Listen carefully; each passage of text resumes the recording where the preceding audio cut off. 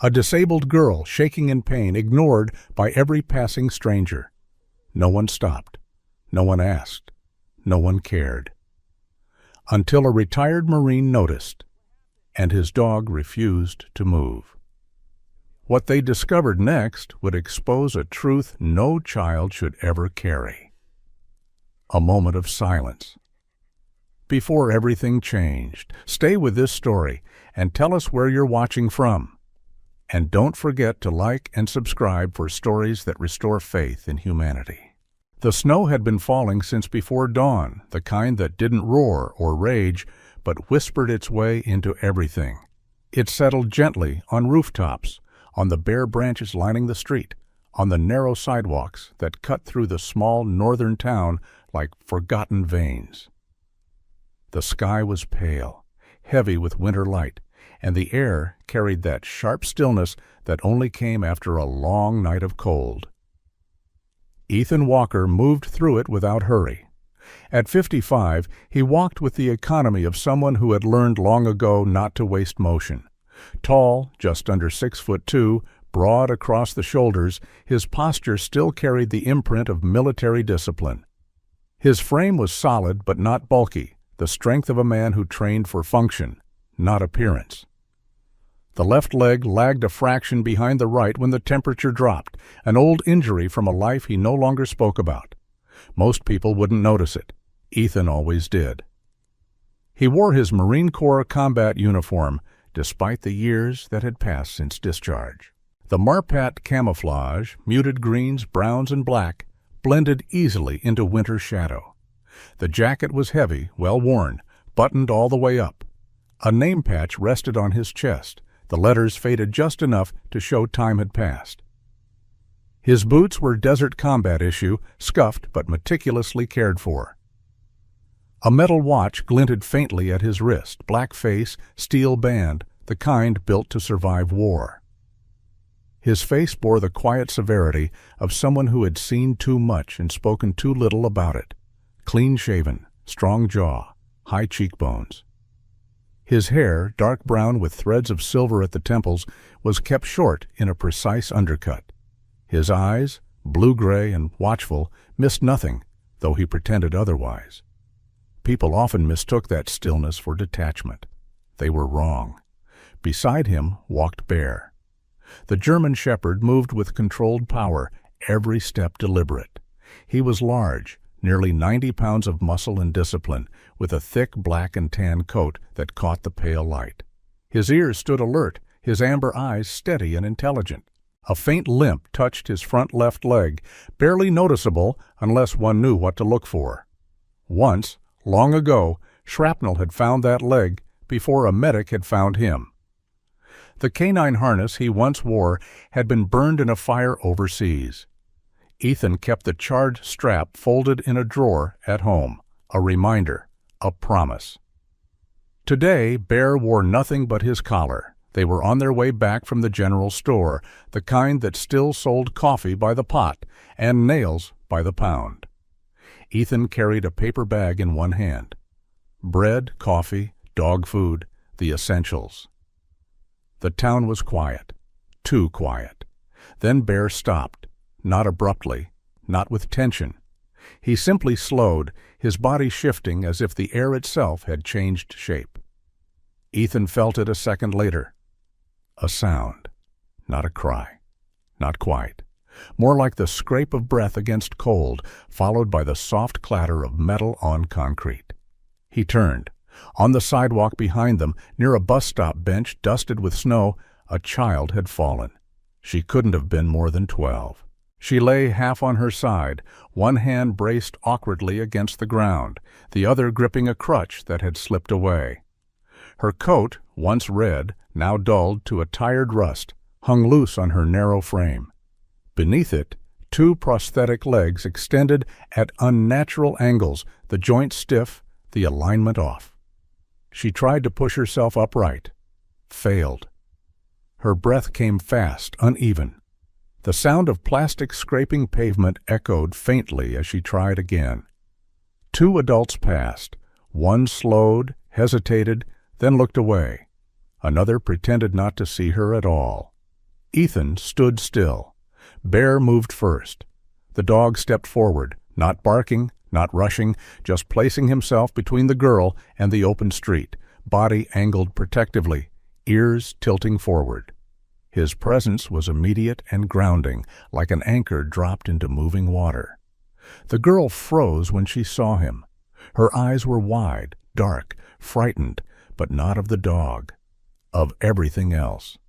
Ethan followed, his boots crunching softly against the snow. He crouched a few feet away, keeping his hands visible, his voice low. "Easy," he said. "You're all right." She didn't answer. Up close, he could see the details that distance had hidden, the way her cheeks were hollowed slightly, skin pale from more than cold, the faint purple shadows beneath her eyes, the way her gloves were too thin for winter, the way her jaw clenched as if she were bracing for something worse than pain. "Take your time," he said. "You don't have to move." Her lips parted, but no sound came out. Bear sat, perfectly still, perfectly calm. The girl's gaze flicked to him, then back to Ethan. I just slipped," she whispered finally. Her voice was small, careful, practiced. Ethan nodded once. He didn't challenge the lie. He reached for the fallen crutch, slow enough that she could track every movement, and set it beside her. Only then did he notice the bruises. They were old and new layered together, faint yellow, bleeding into dark blue along her forearms. The kind of marks that didn't come from falling once. Something tightened behind his ribs. "Can I help you up?" he asked. She hesitated. Her eyes darted to the street, to the buildings, to the people who had already walked past. Then she nodded. He moved carefully, one hand steadying her elbow, the other supporting her shoulder. She was lighter than she should have been. Her body trembled, not from cold, but from strain. Bear rose with her, positioning himself at her side instinctively, close enough that she could lean if she needed to. When she was upright again, her legs wobbled. That was when it happened. Bear stiffened, not aggressively, not loudly, just enough. His ears pricked forward, his gaze locked on something Ethan couldn't see. Then he did something he had not done in years. He growled, low, quiet, a warning. Ethan's spine went rigid. "What is it, boy?" Bear didn't look at him. His eyes stayed fixed on the girl's right leg. Ethan followed his line of sight, and saw it. A deep red mark beneath the edge of her pant leg, half hidden by fabric. Not fresh blood. A bruise, dark, oval, the shape of fingers. The girl noticed his stare and flinched back instinctively, pulling her coat tighter. "I'm okay," she said too quickly. "I just need to go home." Something in the way she said home made Ethan's chest tighten. He stood slowly, keeping his voice even. "What's your name?" She swallowed. "Maya." "Maya," he repeated. "I'm Ethan. This is Bear." Bear lowered his head slightly, as if in acknowledgement. Maya watched him, something soft flickering behind her fear. For a moment, none of them moved. Snow drifted down around them, silent and steady. And in that stillness, Ethan understood something with terrifying clarity. This wasn't an accident. This wasn't bad luck. This was a child who had learned the cost of speaking too loudly. A child who had fallen not because she was clumsy, but because no one had caught her before. Ethan exhaled slowly. He had walked away from many things in his life. He would not walk away from this. Ethan helped the girl sit on the edge of the bench beneath the bus shelter, careful not to rush her. The metal was cold even through her coat, and she flinched slightly as she lowered herself down. He noticed how she kept her movements small, economical, as if she had learned the hard way that taking up space came with consequences. Bear remained close, positioning himself between her and the open street, his broad frame steady, his eyes alert but calm. Up close, the signs were impossible to miss. The bruises on her arms were not the scattered marks of a single fall.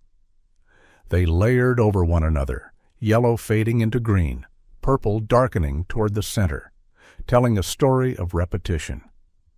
The kind of marks that came from being grabbed too hard, too often. Her jacket sleeve slipped back as she adjusted herself, revealing skin that had learned to heal quickly because it had no choice. Ethan kept his expression neutral, but something in his chest tightened all the same. "You hurt anywhere?" he asked quietly. She shook her head too fast. "No, I'm okay." The words were automatic, rehearsed, a sentence learned through repetition, not truth. He nodded once, accepting the lie without acknowledging it. "You can rest here for a minute. No rush." The girl's shoulders loosened just a fraction. Not relief, more like permission to exist without being chased. That was when he noticed the prosthetics.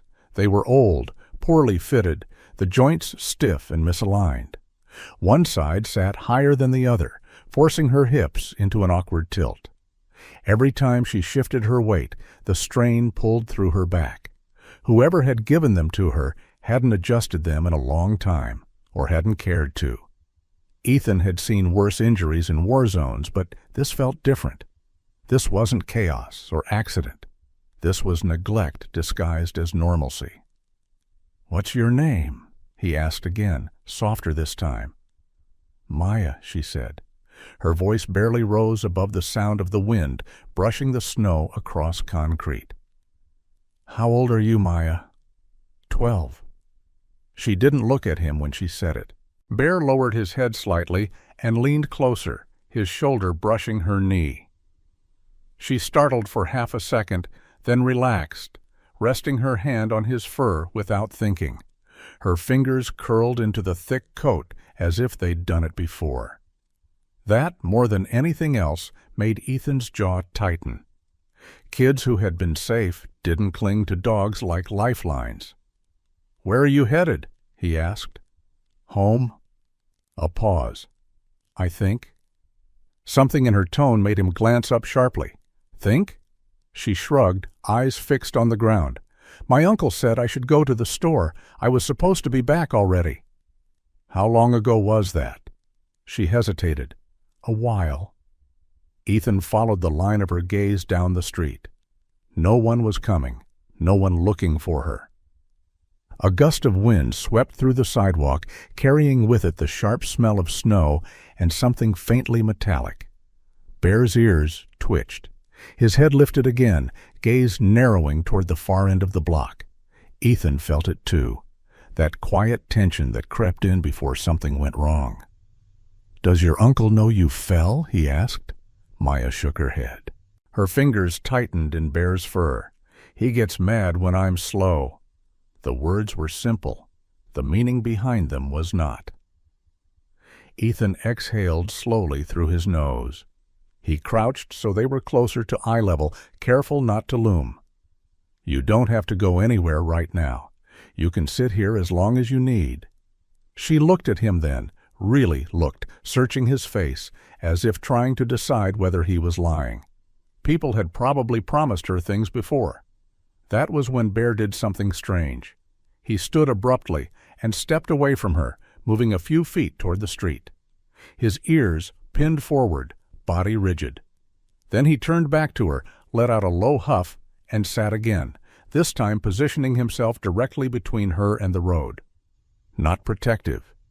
Defensive. As if he sensed something approaching.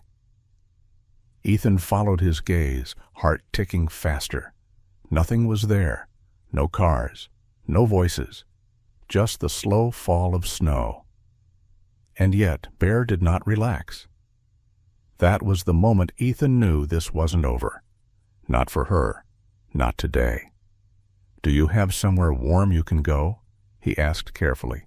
She hesitated. "My uncle's house." The words came out stiff, rehearsed. "And do you want to go there?" he asked. Silence. Her jaw tightened. Her eyes flicked away. Finally, she shook her head. "No." The answer was barely audible, but it landed heavier than any scream. Ethan stood slowly. He didn't touch her, didn't rush. He simply took off his glove and offered it to her. "Come on," he said. "There's a cafe a block down. Warm place. You can sit. Get something to drink." She hesitated again, uncertainty warring with exhaustion. Bear nudged her hand gently with his nose. She exhaled and nodded. The cafe sat on the corner, its windows fogged from heat and coffee steam. A bell chimed softly as Ethan pushed the door open. Warmth washed over them, carrying the scent of bread and roasted beans. Inside, only a few people sat scattered among the tables. Behind the counter stood a woman in her early 30s, tall and slim, with chestnut hair pulled into a loose ponytail. Her skin was pale from winter, freckled across the nose. She wore a faded blue apron over a sweater, sleeves pushed up to her elbows. Her eyes, soft but observant, lifted as the door opened. This was Sarah. She had the posture of someone used to standing all day, but not hardened by it. There was kindness in the way she moved, a quiet patience shaped by years of listening more than speaking. Her gaze went first to the girl, then to the prosthetics, then to the dog, and she understood. "Hey there," she said gently, stepping around the counter. "Come in out of the cold." Maya hesitated, then followed Ethan inside. Bear stayed close, tail low, but relaxed. Sarah crouched slightly, lowering herself to Maya's height. "You want something warm? Hot chocolate's good today." Maya nodded, barely perceptible. Sarah smiled. "Thought so." As she turned back to the counter, Ethan felt the tension in his chest ease by a fraction. The kind of relief that came when someone else saw what you saw without explanation. They sat at a small table near the window. Bear lay down beside Maya's chair, his head resting near her feet. She reached out without looking and touched his ear, grounding herself. When the mug arrived, steam curling into the air, Maya wrapped both hands around it like it might disappear if she let go. Ethan watched her sip slowly, carefully, as if she were afraid of spilling even a drop. That was when he noticed it. The mark on her wrist. Not a bruise this time, a faint indentation, almost healed, circular, the size of a thumb, a grip mark. His jaw tightened. "Does your uncle drink?" he asked quietly. She nodded. "Every day." The words came easier now, as if once the door had opened, it couldn't be closed again. "He gets loud," she added. "Sometimes he forgets things. Sometimes he doesn't." "Does he hurt you?" Ethan asked, keeping his voice steady. She didn't answer right away. Then she whispered, "Only when I make him mad." The room felt suddenly too small. Bear lifted his head and pressed closer to her leg, a low sound vibrating in his chest, not a growl, but a warning. Ethan placed a hand on the dog's back, grounding himself as much as Bear. "Has anyone else asked you these questions?" he said.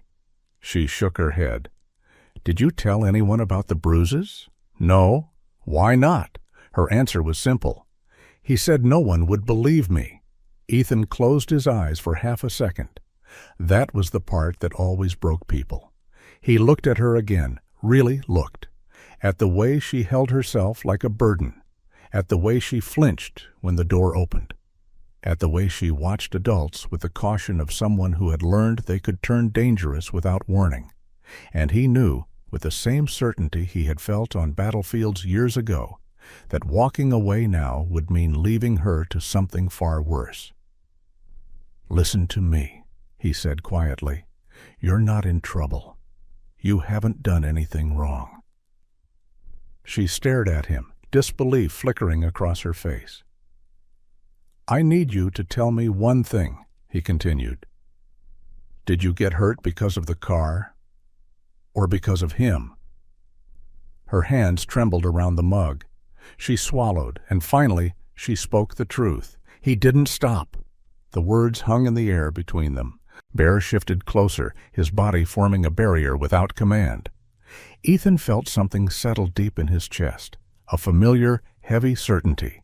This wasn't an accident, and this wasn't over, not by a long shot. The cafe had grown quieter as the morning stretched toward noon. Outside, the snowfall thinned into a pale drift, soft enough to blur the edges of the world without erasing them. Inside, the heater hummed, cups clinked softly, and the smell of coffee hung in the air like something familiar and safe. For most people, it would have been an ordinary place. For Maya, it felt like another world. She sat stiffly at the small table, both hands wrapped around her mug long after the steam had faded. Ethan remained across from her, his posture relaxed but alert, the way it had been when he was waiting for something he couldn't yet see. Bear lay at her feet, his body angled toward her legs, his breathing slow and steady. He hadn't moved since they sat down, except to lift his head whenever someone passed too close. Sarah moved quietly behind the counter, wiping down surfaces that were already clean. She kept glancing over, her expression soft but watchful. She didn't intrude. She had learned, years ago, that sometimes the best help was knowing when not to speak. Ethan waited. He didn't press her, didn't rush the silence. Maya was the one who finally broke it. "My parents died 2 years ago," she said suddenly, staring into her cup as if the answer might be written there. There was an accident, on the highway. Her voice was flat, practiced, the words of someone who had repeated them too many times to too many strangers. Ethan nodded once. "I'm sorry." She shrugged, the motion small and stiff. "Everyone says it was quick." There was a pause, then quieter. "I don't remember much. I was in the back seat." Her fingers tightened around the mug. "That's when I went to live with my uncle," she continued. "Jack Collins. He's my dad's brother." The name landed heavy in the space between them. Ethan didn't react. He let her keep going. "He used to be normal," she said, though the word sounded uncertain on her tongue. "After the accident, he drank more. At first, it was just at night. Then it was all the time." She shifted slightly, the movement careful, as if her body had learned not to make sudden decisions. "He said he was doing me a favor, taking me in, that I should be grateful." Bear's ears flicked forward. Ethan watched the way Maya's shoulders rose toward her ears, a reflexive shield. "What happened after that?" he asked gently. She hesitated, then slowly, as if pulling a thread from deep inside herself, she spoke. "Sometimes he forgot to buy food. Sometimes he locked the door when he left so I wouldn't wander. He said it was for my safety." Her mouth twisted slightly. "When he drank, he got louder. If I dropped something or asked too many questions." She didn't finish the sentence. Ethan didn't need her to. "And the garage?" he asked. Her hands began to shake. "That was winter, last year." Her voice thinned. "He told me to help him move the car. I was behind it, picking up a box. He didn't stop." She swallowed hard. "I screamed. He said he didn't hear me. But I know he did." Silence settled over the table. Even the cafe seemed to hold its breath. "They said it was an accident," she whispered. "The doctors, the police. He cried when they asked him questions. Everyone believed him." Her eyes lifted then, meeting Ethan's for the first time since she'd started speaking. "He told me if I ever said otherwise, I'd end up in a home. Or worse." Bear's body went rigid. A low sound rolled from his chest. Not a growl, not quite, but something old and protective. He shifted closer to Maya, pressing his side against her legs as if anchoring her to the chair. Ethan reached out and rested a hand on the dog's back, grounding both of them. "Has anyone ever come to check on you?" he asked. She nodded faintly. "Once. A woman came. She asked questions. My uncle answered them. I stayed quiet." Her fingers curled into her sleeves. He told me afterward that if I talked, they'd take me somewhere worse, that I'd never see my parents' things again. The pieces slid together in Ethan's mind with sickening clarity. Neglect, isolation, fear, a pattern. He exhaled slowly, controlling the surge of anger that threatened to rise. "Did he ever hurt you again?" he asked. Maya hesitated, then nodded. "Not like before," she said, "but he grabs me, hard, when he's drunk. Sometimes he locks me in my room." Her eyes dropped. "And sometimes he says the house isn't really mine, that the papers will change soon." Ethan felt something cold settle in his chest. That wasn't grief, that was motive. He leaned back slightly, careful to keep his voice even. "Maya, do you know why he said that?" She shook her head. "Just that it would be easier for everyone if things were simpler." Bear lifted his head abruptly, ears snapping toward the door. Ethan turned just as the bell above the cafe entrance chimed. A man stood in the doorway. He was tall, broad-shouldered, wearing a faded jacket that smelled faintly of smoke and cold air. His hair was unkempt, dark with streaks of gray, and his face carried the roughness of someone who hadn't slept well in years. His eyes scanned the room too quickly, too sharply. Then they locked onto Maya. Her body stiffened instantly. Ethan felt it before she spoke. "That's him," she whispered. Jack Collins stepped inside. He didn't see Ethan at first. His gaze went straight to the girl, narrowing as relief twisted into irritation. "There you are," he said, his voice loud in the quiet room. "Do you have any idea how long I've been looking for you?" Maya shrank back in her chair. Ethan stood, slowly, deliberately. Jack finally noticed him then. His eyes flicked to Bear, to the uniform, to the calm weight of a man who did not move like someone to be intimidated. "Who the hell are you?" Jack snapped. Ethan didn't answer immediately. He stepped slightly in front of Maya without touching her. "She's having a hot drink," he said calmly. "She fell outside, needed a moment." Jack scoffed. "She's my niece. I'll take it from here." Bear rose, not aggressively, just enough. Jack's gaze dropped to the dog, and something flickered there, uncertainty, maybe fear. "Back off," Jack muttered. "I don't want trouble." Ethan held his stare. "Neither do I." For a long moment the cafe hung in silence. Sarah had stopped moving behind the counter.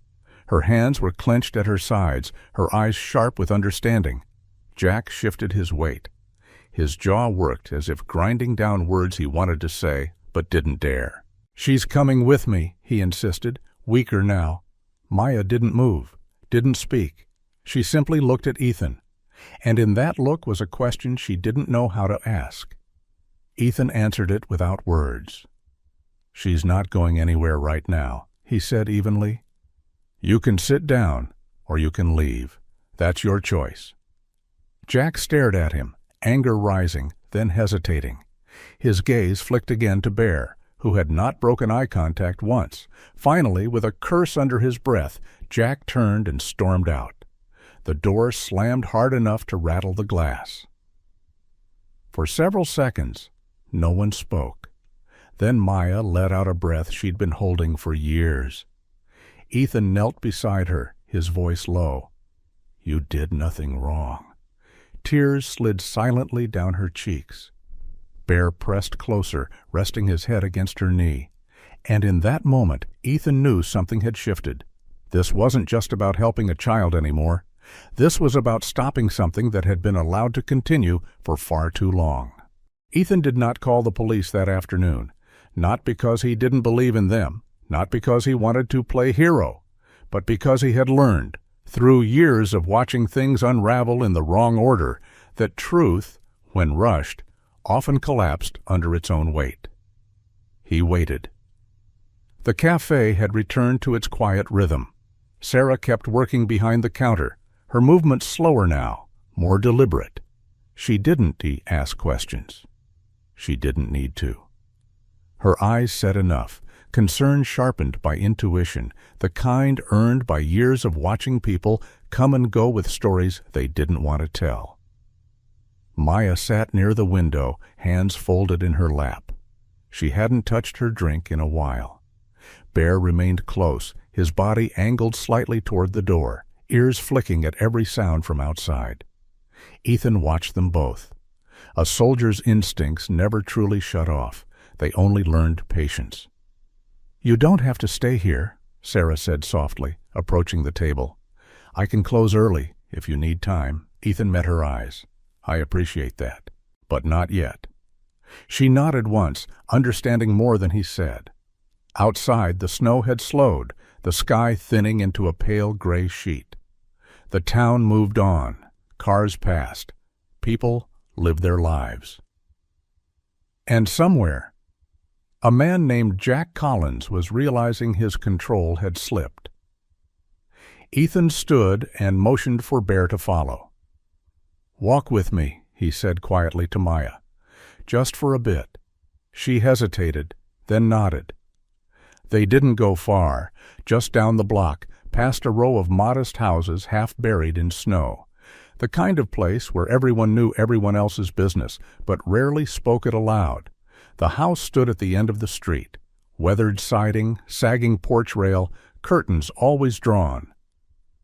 "That's it," Maya whispered. Ethan stopped several yards away. He didn't approach. He didn't need to. Bear did. The dog's posture changed instantly. His head lowered. His body stiffened.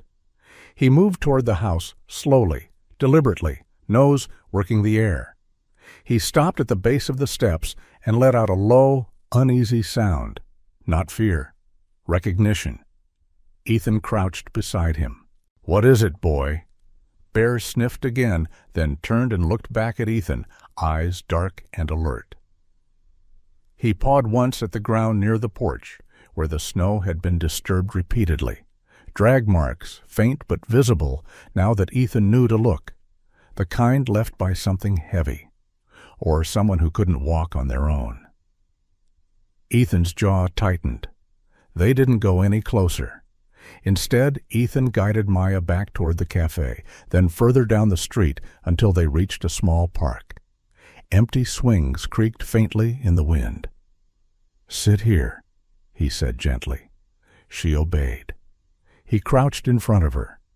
"I'm going to ask you some questions. You can stop me at any time, all right?" She nodded. "When your uncle drinks, does he leave the house?" "Sometimes." "Does anyone ever come over?" She shook her head. "He doesn't like people." Ethan absorbed that. "Did your parents have insurance?" he asked carefully. Maya frowned. "I think so. They talked about it once. Dad said it was for me." "Do you know where the papers are?" She hesitated. "In the desk, in his room." That was enough. Ethan leaned back, exhaling slowly. Pieces were forming now. Not proof. Not yet. But patterns. He reached into his jacket and pulled out his phone. "I need to make a call," he said. "You'll stay with Bear, all right?" She nodded again. He stepped a few paces away and dialed a number he hadn't used in years. The line rang twice, then a voice answered, rough, familiar. "Walker?" the voice said. "Didn't think I'd hear from you again." Ethan closed his eyes briefly. "Yeah, I was hoping you wouldn't." "Still breathing, I see." "Barely." A pause, then quieter. "What's wrong?" Ethan spoke low, concise, no emotion, just facts. A child, an accident that wasn't, a guardian who shouldn't be one. The man on the other end listened without interruption. His name was Marcus Hale, former military police, now working private investigations on cases the system moved too slowly to touch. He was tall, broad, with a broken nose that never healed straight, and eyes that missed nothing. Years ago, he'd lost a case that cost a kid her life. He hadn't forgiven himself since. "Don't go to the cops yet," Marcus said finally. "Not until you have something they can't ignore." "I figured. I can pull records, insurance claims, property titles, but I need time. You have it. A beat. And Walker, Marcus added, if that man knows you're asking questions, he'll move. Ethan glanced toward Maya, who sat quietly beside Bear, her hand resting on the dog's neck. I know. They ended the call. That was when Bear stood abruptly, not stiff this time, alert, focused. He turned toward the street and let out a single sharp bark. A car was idling across the road. Engine running, lights off. Too far to see the driver clearly. Too close to be coincidence. Ethan's heart kicked once, hard. Stay here, he told Maya, already moving. The car pulled away slowly as he stepped forward, tires crunching over snow. No rush, no panic. Just enough to be seen. When it turned the corner, Bear growled low in his chest. Ethan didn't need confirmation. Jack had been watching. That realization settled heavily. This wasn't a man who would wait quietly. This was a man who would act. They returned to the cafe shortly after. Sarah took one look at Ethan's face and stiffened. Something wrong? Something changing, he said. She nodded once. I'll lock the back door. The hours passed slowly. Evening crept in. Lights flicked on across the street. Maya dozed lightly in her chair, exhaustion finally overtaking fear. Bear stayed awake. When the sky darkened fully, Ethan made his decision. You're not going back there tonight, he said quietly. Maya stirred. Where will I go? He hesitated, then spoke with certainty. Somewhere safe. She looked up at him, eyes wide. Will he be mad? Ethan shook his head. Not at you. Bear leaned forward, placing his head against her knee, and in that moment the weight of what Ethan was doing settled fully on his shoulders. He wasn't just helping anymore. He was stepping into a fight that wouldn't end quietly. And he knew, deep in his bones, that once he crossed this line, there would be no turning back. The night settled over the town with a quiet that felt too deliberate, as if even the wind had learned to hold its breath. Snow clung to the sidewalks in thin, uneven layers, reflecting the streetlights like fractured glass. Inside the small diner at the edge of Main Street, the warmth felt temporary, borrowed. Ethan sat with his back to the wall, eyes tracking every movement beyond the window, while Maya slept curled into the booth beside him, her head resting against Bear's shoulder. The dog had not moved in over an hour. His body was relaxed, but his eyes never fully closed. Ethan had made the call an hour earlier, the kind of call that changes the direction of things. The man he contacted was named Caleb Rourke, a former military police investigator who had left the force after one too many cases were buried under procedure. Rourke was in his early 50s, tall and broad-shouldered, with a square face weathered by years of late nights and colder truths.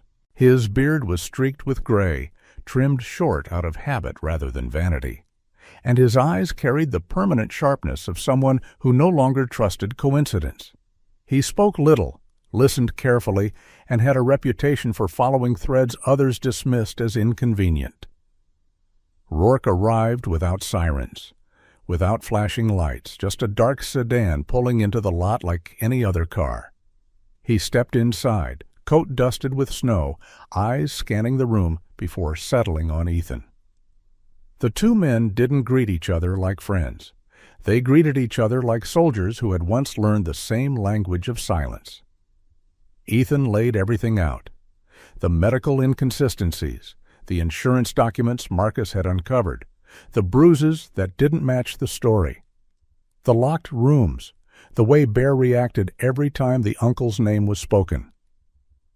Rourke listened without interrupting, only nodding once or twice. When Ethan finished, the older man exhaled slowly.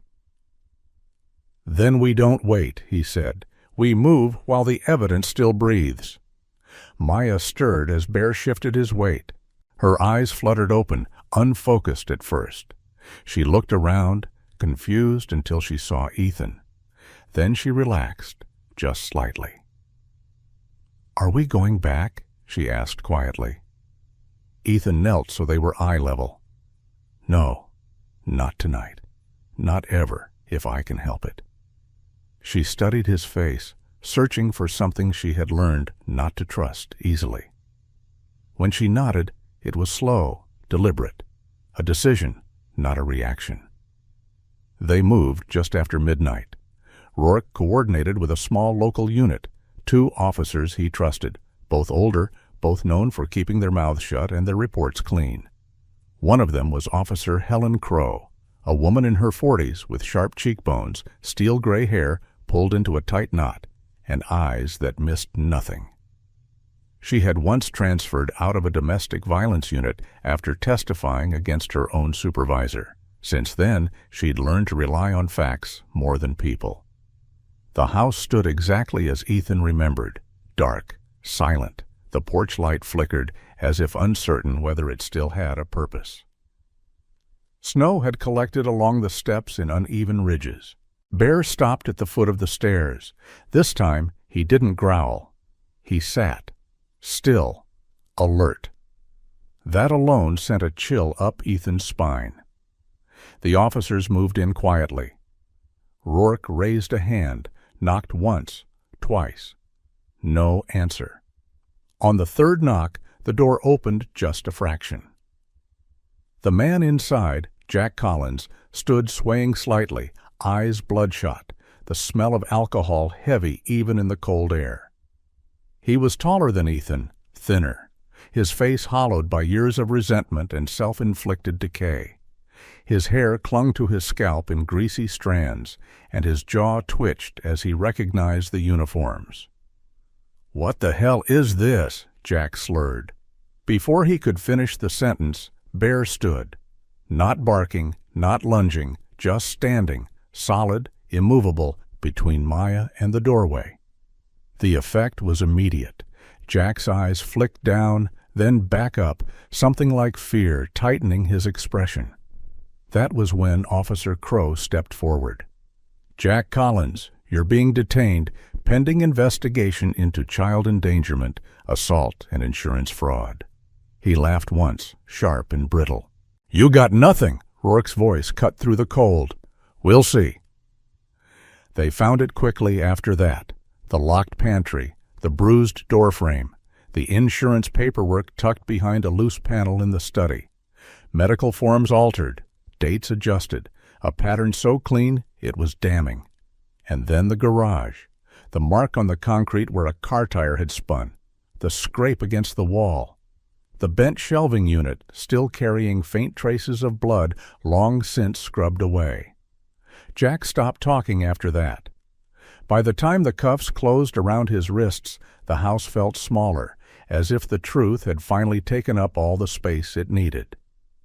Maya never looked at him. Not once.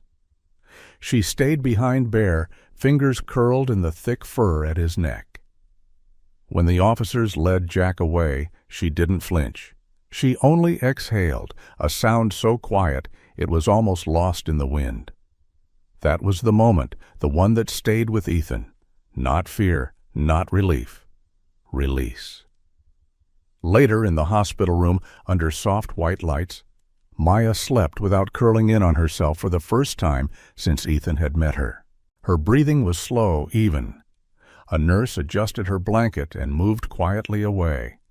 Bear lay beside the bed, chin resting near her hand, eyes half-lidded but alert. Ethan sat in the chair nearby, exhaustion finally settling into his bones. Rourke stood in the doorway. "You did the right thing." Ethan didn't answer right away. He watched the rise and fall of Maya's chest, the steadiness of Bear's breathing, the stillness that came after chaos. "I know," he said finally. Outside, snow continued to fall, soft, clean, unaware of the things it buried or revealed. But for the first time in a long while, the truth had not been swallowed by silence, and it wouldn't be buried again. The rehabilitation center sat at the edge of town, low and wide, built from pale stone that caught the morning light and softened it. Snow still clung to the trees around the parking lot, but inside, the air smelled faintly of antiseptic and warm coffee. It was the kind of place designed to feel hopeful without promising miracles. Maya arrived just after dawn. She sat in the passenger seat of Ethan's truck, hands folded in her lap, shoulders tense beneath a borrowed jacket that hung a little too large on her frame. The building loomed ahead, unfamiliar and overwhelming. Hospitals had never been kind to her. They smelled of pain and waiting, of adults who spoke in careful tones while pretending not to see her fear. Ethan cut the engine and turned toward her. His face, lined by years of discipline and restraint, softened in a way that still surprised him.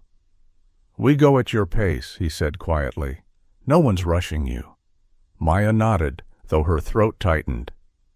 Bear shifted in the back seat, his large frame rising slowly. He placed his front paws on the seat between them and leaned forward, resting his head near her shoulder. His amber eyes held hers, steady and unblinking, not demanding, just there. That was how he always was. Inside, the rehabilitation wing hummed with low voices and distant footsteps. A woman approached them with a clipboard tucked under her arm. She was in her early 40s, tall and lean, with warm brown skin and tightly curled hair pulled into a bun. Her posture was relaxed, but her eyes were sharp with attention. "I'm Dr. Lillian Park," she said, offering a hand. "Physical therapist. You must be Maya." Her voice was calm, grounded, the kind that didn't rush or hover. Maya hesitated, then shook her hand. Dr. Park knelt slightly to meet her eye level. "We'll take things slow, no pain that isn't necessary, and if something feels wrong, you tell me. Deal?" Maya glanced at Ethan. He nodded once. "Deal," she whispered. The therapy room was bright, lined with parallel bars and padded mats. Sunlight filtered through tall windows, casting long shadows across the floor.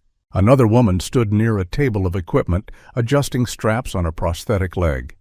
She was older, perhaps in her 50s, with short silver hair and a face marked by years of quiet concentration. Her name was Ruth Calder, a prosthetic specialist who had built her career working with injured veterans and children alike. She didn't smile often, but when she did, it was genuine. "This one's yours," Ruth said, gesturing to a newly fitted prosthetic resting on the table. "Custom fit, balanced for your frame. It won't feel right today, but it will, eventually." Maya stared at it, fear and curiosity tangled together. Bear stepped forward without prompting and sat beside her chair, his shoulder brushing her leg. His presence grounded her in a way no words could. The first attempt was slow, painful. Maya gripped the parallel bars, knuckles white, breath coming in short bursts. The new prosthetic felt foreign, heavier than she expected, resistant in ways her old one never was. Dr. Park stood beside her, one hand hovering near her back, never touching unless asked. "Shift your weight," she said gently, "not forward, into the ground. Let it hold you." Maya tried. Her knee buckled. She gasped, fear flashing across her face. Bear stood instantly, not barking, not panicking. He moved close, pressing his side against her leg, anchoring her.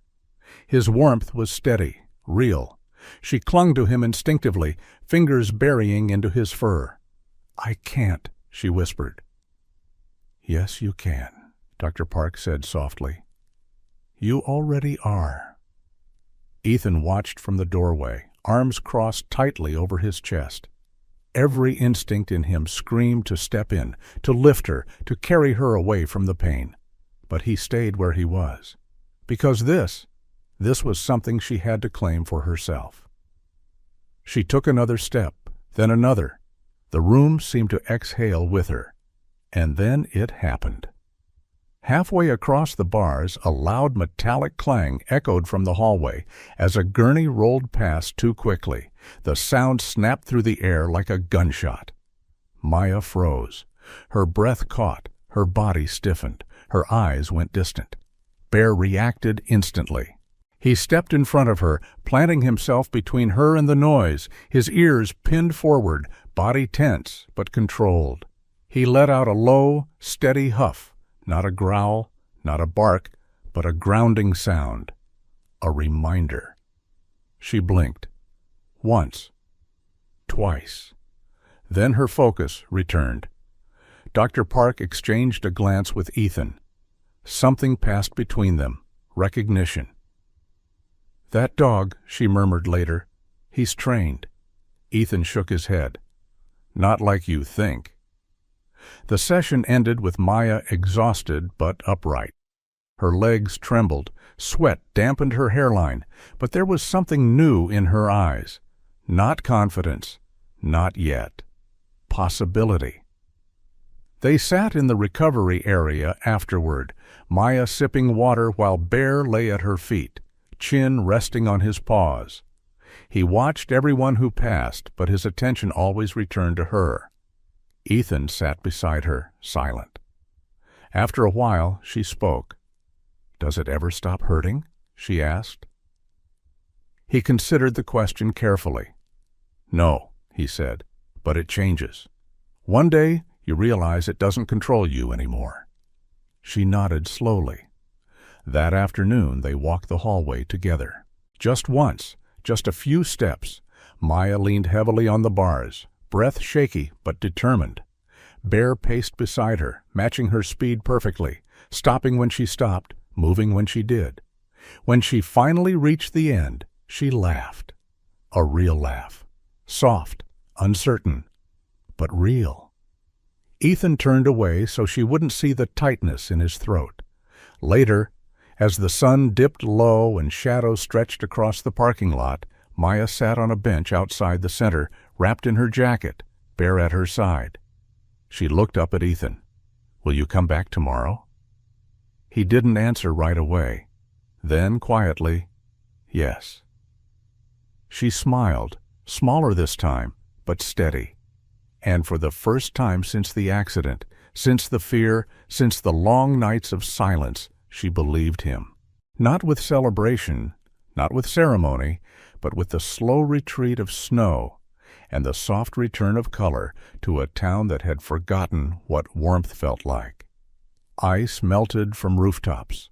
Patches of earth reappeared beneath the trees. The world, it seemed, was remembering how to breathe again. The courthouse stood at the edge of town like it always had, solid, unmoved by seasons or sentiment. Its stone steps were worn smooth by decades of footsteps, each one carrying a story that ended inside those walls.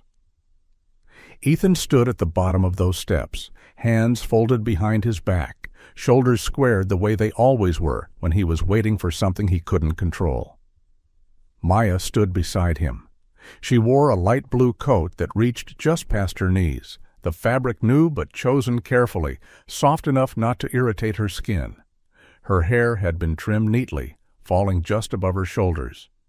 The brace of her prosthetic leg caught the morning light, polished and adjusted, no longer something to hide. Bear sat on her other side. He looked larger in the daylight, his black and tan coat gleaming as he shifted his weight. His ears flicked at every sound, his gaze alert but calm. He had learned the rhythm of this girl, when to lean close, when to give space, when to simply be present. Inside the courthouse, the air smelled faintly of paper and old wood. The waiting area was quiet except for the soft ticking of a wall clock. They didn't wait long. The courtroom was smaller than Ethan expected. Sunlight filtered through tall windows, casting pale lines across the floor. At the front sat Judge Eleanor Whitman, a woman in her early 60s with silver hair pulled into a low bun and eyes that had seen far more than most people ever would. Her posture was straight, her expression neutral but attentive. To her right sat the court-appointed guardian ad litem, a woman named Marianne Holt, thin-framed with short auburn hair and glasses perched low on her nose. She had spent years advocating for children who couldn't speak for themselves. Her voice was gentle, but her questions never were. Maya sat beside Ethan at the small table. Her hands trembled slightly. Bear lay at her feet, chin resting on his paws. The proceedings were brief but heavy. The judge reviewed the findings, the medical reports, the testimony from the rehabilitation center, the evidence gathered by the investigation, the recommendation from Child Services. Then she looked at Ethan. "Mr. Walker," she said, folding her hands, "you are not a relative. You did not seek this responsibility. You are not legally obligated to be here." Ethan met her gaze without hesitation. "I know." The judge nodded slowly. "And yet you are asking for temporary guardianship." "Yes." "Why?" The question hung in the air. Ethan glanced at Maya. She wasn't looking at the judge. She was looking at him. He exhaled. "Because someone stayed for me once," he said quietly, "and I wouldn't be here if they hadn't." Silence followed. Then Judge Whitman turned to Maya. "Maya," she said gently, "I need to hear from you. Where do you feel safest right now?" Maya swallowed. Her fingers curled into the sleeve of her coat. She hesitated, then lifted her eyes. "With him," she said. Her voice didn't shake. "And the dog?" A faint smile touched her lips. "With both of them." The judge closed her file. "Temporary guardianship is granted," she said, "effective immediately." Ethan felt something in his chest loosen for the first time in months. Not relief. Release. Outside, the world felt brighter. They didn't speak much as they walked down the courthouse steps. Words felt unnecessary. The moment carried its own weight. The weeks that followed were quiet. Healing kind of quiet.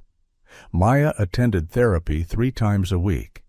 She learned how to shift her weight properly, how to trust her balance, how to fall without fear. Some days were harder than others. Some days she cried. Some days she didn't. Ethan was there for all of them. He learned how to make breakfasts that weren't burnt, how to pack lunches that didn't look like rations, how to sit in silence without trying to fix anything. Bear became her shadow. He walked beside her during practice, stopping when she stopped, moving when she moved. When she stumbled, he braced. When she grew tired, he lay down so she could rest against him. One afternoon, as the sun dipped low and the air warmed for the first time in months, Maya stood in the yard behind Ethan's house. The snow had finally melted, revealing patches of grass beneath. Ethan leaned against the porch railing, arms crossed, watching. "Ready?" he asked. She nodded. She took a step, then another. Her breathing was shallow, focused. Her arms trembled slightly as she adjusted her balance. Bear walked beside her, slow and deliberate, his shoulder brushing her leg just enough to ground her. Halfway across the yard, she wobbled. Ethan tensed, but she didn't fall. She steadied herself. And then she laughed. Not the small, cautious laugh he'd heard before, a real one. She reached the fence and turned around, breathless and smiling. "Did you see that?" "I did," Ethan said, his voice rough. She walked back to him, slower this time, and stopped just in front of him. "Can I ask you something?" she said. "Anything." She hesitated, then said, "You're not going to leave, are you?" The question was quiet, but it carried the weight of everything she'd lost. Ethan knelt so they were eye level. "No," he said, "I'm not." She studied his face, searching for cracks, finding none. Then she nodded. "Okay." That night, as the sky deepened into violet and stars began to appear, Maya sat on the porch steps with Bear curled beside her. Ethan stood nearby, hands in his pockets, listening to the sounds of the evening. "You know," she said softly, I don't need someone to save me anymore. He waited. I just need someone to stay. Ethan looked out at the darkening horizon, the long road behind him, the uncertain one ahead. I can do that, he said. And for the first time in a very long while, he knew it was true. Sometimes miracles don't arrive with thunder or light from the sky. Sometimes they arrive quietly, in the form of a person who chooses not to walk away, a hand that stays when others turn aside, or a heart that listens when the world grows silent. In a world that often moves too fast, real healing happens slowly. It happens in patience, in presence, in the courage to stay when leaving would be easier. And perhaps that is how God works most often, not through grand gestures, but through ordinary people who choose compassion over comfort. If this story touched you, let it be a reminder. Someone around you may be waiting for kindness, for safety, for hope. You may be the answer to a prayer you never heard spoken. Take a moment to share this story with someone who might need it today. Leave a comment and tell us where you're watching from. Your words matter more than you think. And if you believe in stories of healing, second chances, and quiet miracles, consider subscribing so more of these stories can reach the hearts that need them. May God watch over you, protect you, and place the right people in your path. And may you never forget, sometimes simply staying is the greatest act of love.